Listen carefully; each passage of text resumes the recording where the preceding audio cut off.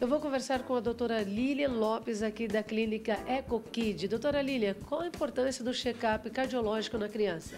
O check-up cardiológico na criança é muito importante porque várias formas de defeitos cardíacos não causam nem sopro nem sintomas. Não é admissível que um ser humano passe 40, 50 anos de sua vida sem um check-up cardiológico e a partir dessa data passe a fazer de 6 em 6 meses. Então, eu defendo que pelo menos um check-up cardiológico seja realizado após os 2 anos de idade. E o exame do coração do feto?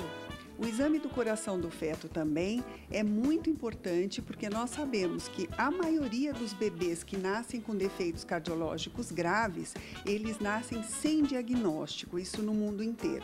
Então, para que se evite problemas desnecessários, estresse para a família, também é muito importante que um ecocardiograma fetal seja realizado durante a gestação. Informações através do site www.ecokid.com.br ou até mesmo através do telefone 11 3254 1010.